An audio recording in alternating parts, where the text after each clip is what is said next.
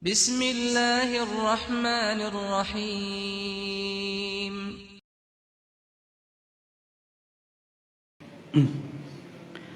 إن الحمد لله نحمده ونستعينه ونستغفره ونستهديه ونعوذ بالله من شرور أنفسنا ومن سيئات أعمالنا من يهده الله فلا مضل له ومن يضلله فلا هادي له أشهد أن لا إله إلا الله وحده لا شريك له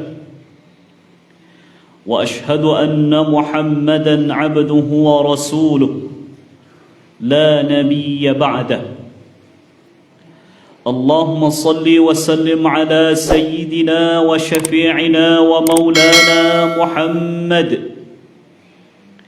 وعلى آله وأصحابه ومن تبعهم بإحسان إلى يوم الدين قال الله تعالى في القرآن الكريم أعوذ بالله من الشيطان الرجيم بسم الله الرحمن الرحيم يا أيها الذين آمنوا اتقوا الله حق تقاته ولا تموتن إلا وأنتم مسلمون وقال رسولنا صلى الله عليه وآله وسلم اتق الله حيثما كنت وأتبع السيئة الحسنة تمحها وخالق الناس بخلق حسن. Kaum muslimin, jamaah Jumat yang dirahmati dan dimuliakan oleh Allah Subhanahu wa taala. Di dalam kehidupan kita ini, kadangkala kita diberikan oleh Allah berbagai kejutan-kejutan. Diuji dengan sesuatu yang mengejutkan diri kita. Apakah yang mengejutkan itu sesuatu yang membuat kita senang, maupun kejutan yang membuat kita berduka hati? Ada seorang ayah, seorang ibu memiliki anak yang telah merantau bertahun-tahun, sudah lama tidak pulang kampung. Setiap ayah dan ibunya rindu menelpon dia, menanyakan kabar kapan dia akan pulang.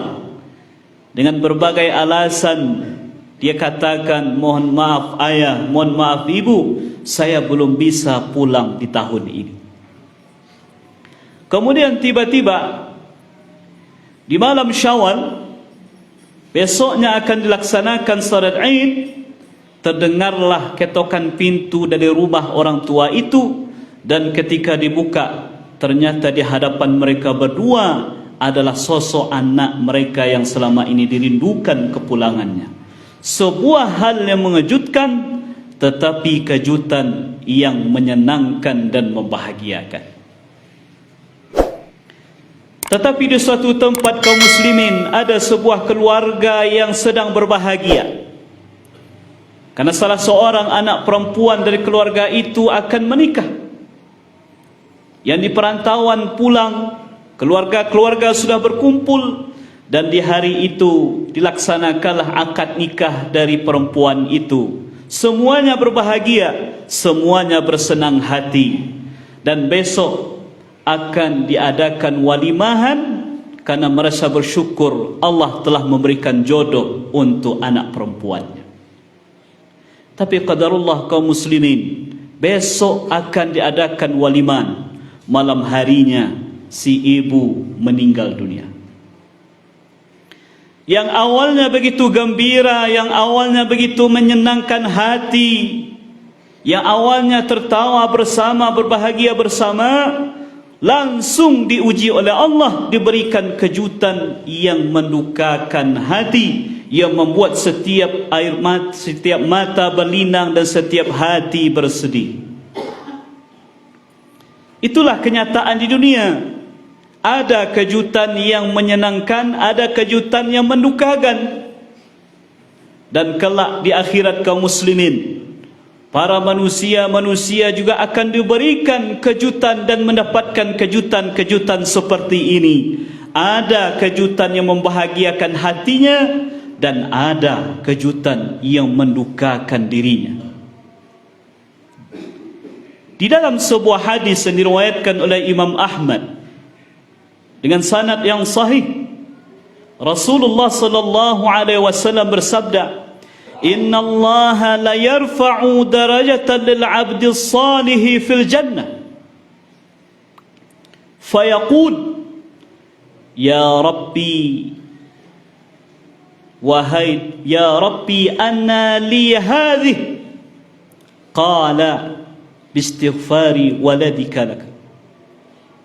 Kata Nabi sallallahu alaihi wasallam, sesungguhnya kelak di hari kiamat, Allah betul-betul akan mengangkat derajat seorang hamba yang saleh di surga kelak. Ya. Seorang hamba yang saleh dari kalangan ayah, dari kalangan ibu, kedua orang tua, diangkat derajatnya oleh Allah di dalam surga, dinaikkan, ditinggikan derajat surganya sampai ke posisi yang paling mulia. Mendapat kejutan. Mungkin mereka merasa, kok bisa saya mendapatkan ini? Padahal mungkin di dunia amalan mungkin biasa-biasa saja. Maka dengan penuh keheranan di tengah-tengah bahagianya hati, dia bertanya kepada Allah, "Ya Allah, ya Tuhanku, dari mana saya bisa mendapatkan semua ini?" Maka Allah mengatakan, "Dengan istighfar anak-anakmu untukmu." Diberi kejutan yang membahagiakan, yang menyenangkan hatinya, yang tidak dia duga-duga. Apa penyebabnya kaum muslimin? Karena dengan buah didikan tangannya, dengan pengorbanannya selama di dunia, anak-anaknya menjadi anak yang saleh dan salehah. Kemudian si anak tadi tidak lupa berdoa kepada Allah agar Allah senantiasa mengampuni dosa kedua orang tuanya. Allahumma ighfirli wa liwalidayya warhamhuma kama rabbayani saghira. Sebuah doa yang dia telah hafal semenjak dia kecil, tidak pernah dia lupakan dan hadiahkan untuk orang tuanya. Ya Allah, ampuni dosaku, dosa kedua orang tuaku, dan sayangilah mereka berdua sebagaimana mereka mendidikku ketika aku kecil. Makanya para ayah, para bapa, coba kita pandang-pandangi wajah anak-anak kita. Apakah nanti kira-kira ketika kita meninggal dunia, mereka hanya sebatas berduka, menangis di hari pertama, di hari kedua, hari ketiga, di masa berkabung, kemudian setelah itu dia lupa kepada kita? Doanya hanya sebatas di hari-hari takziah. Kira-kira dengan kualitas amal, kualitas akhlak, kualitas ibadah, kualitas tauhid, akidah anak-anak kita sekarang, ketika kita wafat nanti, akankah terangkat tangannya memintakan ampun terhadap dosa dan kesalahan yang selama ini pernah dilakukan selama hidup? Kalau anak-anak kita anak yang saleh, solehah, tidak lupa mendoakan orang tuanya, maka itulah yang akan menjadikan kejutan yang membahagiakan untuk kedua orang tuanya kelak. Kemudian dalam hadis yang lain, diriwayatkan oleh Imam Al-Hakim dalam kitab Al-Mustadrak beliau, Nabi SAW mengatakan, siapa yang membaca Al-Quran, mempelajarinya dan berusaha mengamalkannya, maka di akhirat kelak Allah akan memberikan untuk kedua orang tuanya mahkota tajan min nur, mahkota dari cahaya, daw'uhu mithlu daw'i syams, yang cahayanya seperti cahaya matahari, bahkan lebih baik daripada cahaya matahari. Kemudian diberikan kepada kedua orang tuanya perhiasan-perhiasan yang nilainya lebih bernilai dari dunia dan seisinya. Si orang tua ini terkejut. Kemudian dia bertanya kepada Allah, bima kusina hadza, ya Allah, kok bisa kami diberikan ini? Diberikan mahkota, diberikan perhiasan-perhiasan yang tidak ternilai harga dan nilainya. Maka Allah pun menjawab, bi akhdhi waladikum al-Quran. Ini disebabkan karena anak-anakmu adalah ahlul Quran. Kaum muslimin, kalau kita punya berapa orang putra, punya berapa orang putri di rumah, tidak ada salahnya mereka sekolah di mana saja asalkan di lembaga-lembaga yang baik. Tapi kalau bisa adalah salah satu di antara sekian putra-putri kita, orang-orang yang kita inginkan, kita bentuk, kita didik, kita masukkan ke lembaga-lembaga agama, yang kelak kita harapkan mereka-mereka itu atau salah satu dari mereka menjadi ahlul Quran dan menjadi para alim ulama yang akan menerangi umat. Ahlul Quran yang senantiasa berusaha membaca Quran, mempelajari Quran, mengajarkan Quran, mengamalkan isi Quran. Hadiah terbaik untuk orang tuanya kelak salah satunya adalah diberikan mahkota dan perhiasannya luar biasa itu di hari kiamat. Masya Allah. Nah, inilah contoh-contoh orang yang mendapatkan kejutan di akhirat kelak, kaum muslim. Kejutan yang membahagiakan hatinya. Tetapi ada juga orang yang diberi kejutan yang mendukakan setelahnya. Suatu kali Nabi pernah bertanya kepada sahabat-sahabat beliau, "Atadruna manil muflis?" Wahai sahabat-sahabatku, tahukah kalian siapa itu orang yang bangkrut?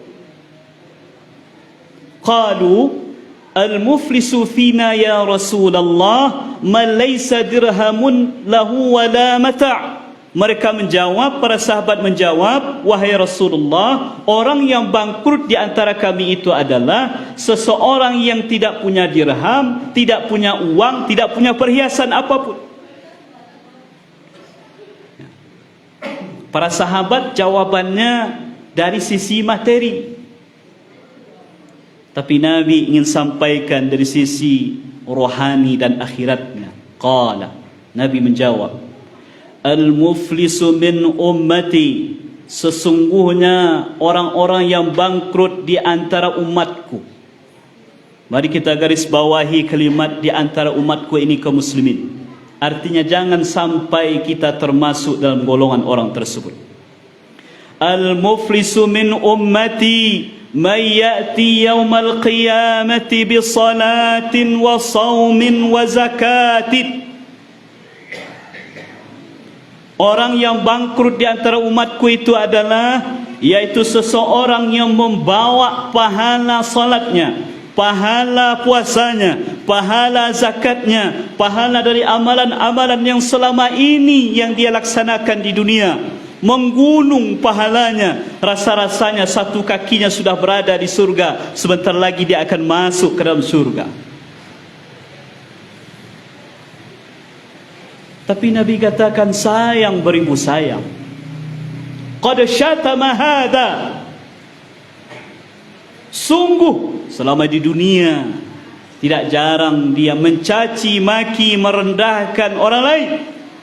Wa qadhafa hadha, memfitnah, menuduh orang melakukan sesuatu yang tidak pernah dia lakukan.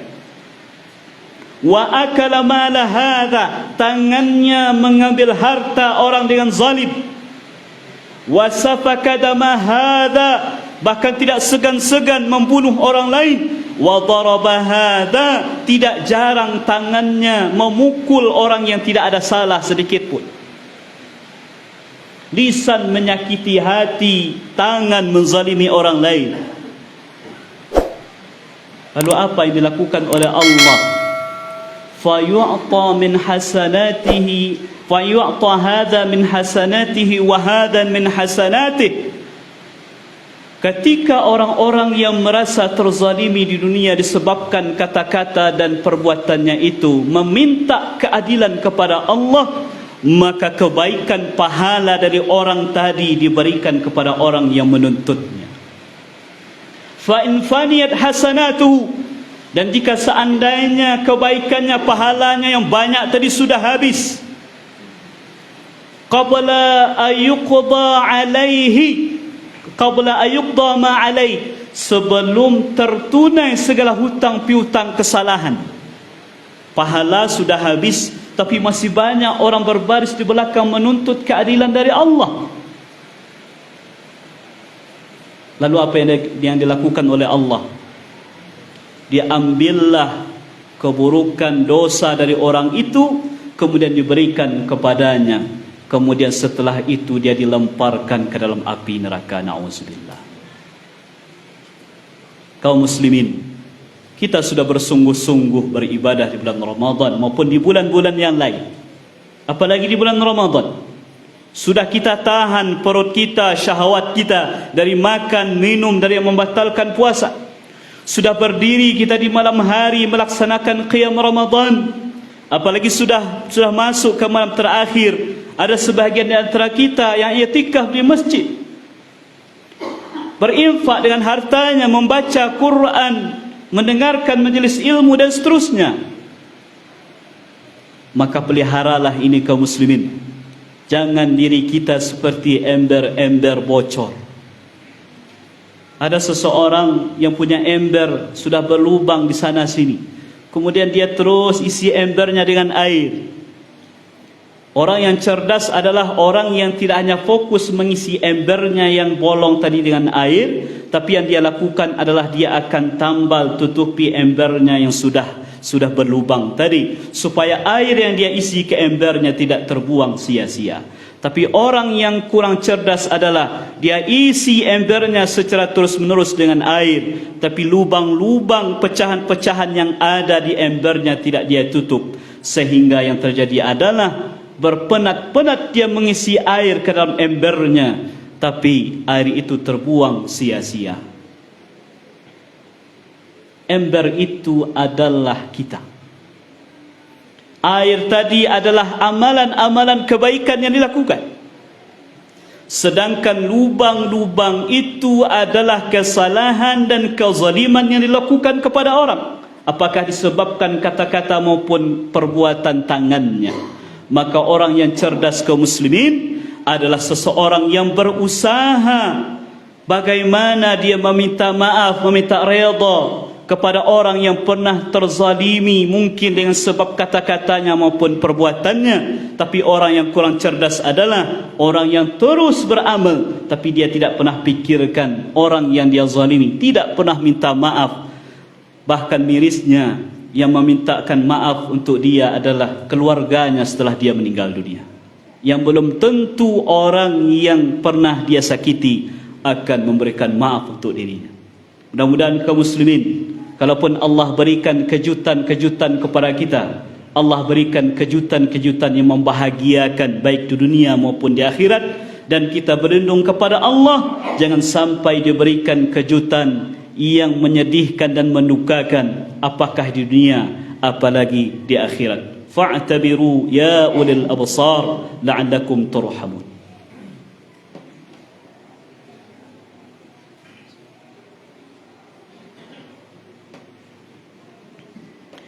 Alhamdulillah wa kafa, wassalatu wassalamu ala sayyidina al-Mustafa wa ala alihi wa ashabihi ahli as-sidqi wal wafa.